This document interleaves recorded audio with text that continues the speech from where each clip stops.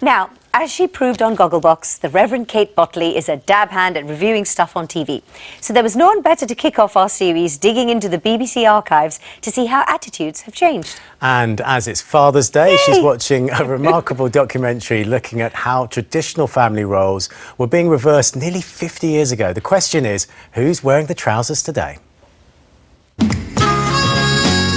In 1973, the concept of the working mum and the stay-at-home dad was so extraordinary that the BBC series Man Alive made a documentary about it called My Wife Wears the Trousers. 40% of all married women in this country go out to work, and no one raises an eyebrow.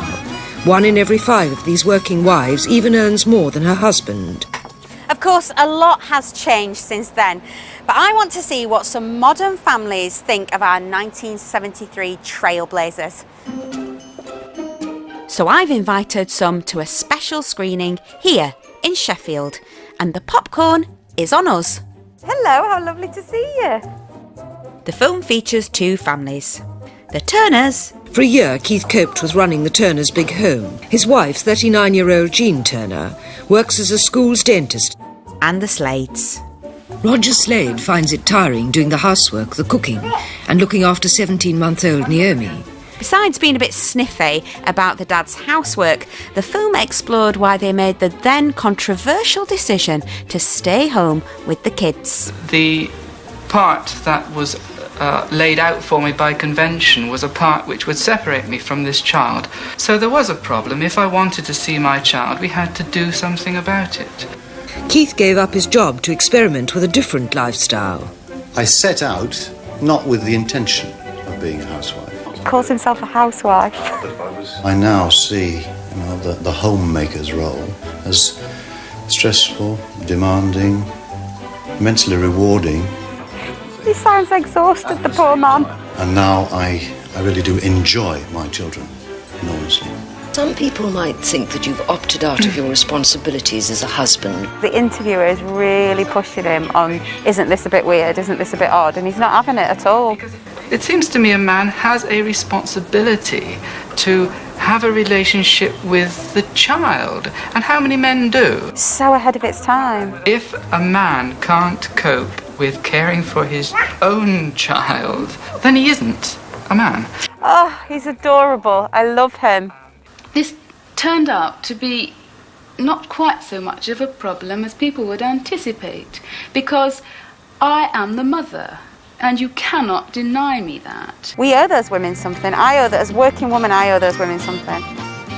These families were not just doing an experiment and pushing against the conventions of the time, but actually pushing against the whole system which was designed to work against them. So, what do my guests think? So they were trailblazers, really, weren't they? I mean, they were really trendsetters. They were the feminists of their time, and those men, just the commitment that they had and the fact that it wasn't going to threaten their masculinity, that they could be a father, I thought was just tremendous. Interesting listening to how different it was not too long ago either. I generally view my parents as just my parents, not really like mum role, dad role. Do you think your dad would have made a Keith and Roger? He would have said, stop being a big girl blouse and be a man and get off to work. He is one of the few people in my family that says men work, women stay at home. Traditional attitudes might have started changing in 1973, but how far have we really come since then? To help me find out, I asked sociologist and family expert Dr. Helen Norman. So if we look at the British Social Attitudes Survey, which is a survey of the population of Great Britain, if we look at 1987, around half of the population believed that a man's job was to earn money and a woman's job was to stay at home. If we fast forward to 2017, that proportion's dropped to just 8%. So attitudes are moving on, but there's still kind of that underlying expectation that fathers will still provide for their family. The big question for me is what happened next. Did the family's approach to parenting make any sort of difference to their children? Surely the best person to tell me that is one of them. Well, Naomi, the first thing I've got to say to you is, my, haven't you grown? Was it normal amongst your peer group? Were your friends the same, or did they have a much more traditional kind of family upbringing? Well, I always felt rather lucky, actually, because I always felt I had a much closer relationship with my father than my contemporaries did, because their fathers went out to work, they might have come in late, and they just seemed more distant, more remote. God bless your parents, the trailblazers, is what I say. Didn't they do well? Didn't they? You turned out great. The Turners and the Slades were pioneering back in the 1970s, and while they might have been viewed as a bit unusual or a bit of an oddity, it's because of people like them who paved the way for today that we can embrace families in all shapes and sizes, and anyone can wear the trousers. And that Man Alive programme was made the year before I was born. 1942? Ouch! Yeah, I'm actually about 304. Yeah, it's fascinating to see how much things have changed in my 500-year lifetime.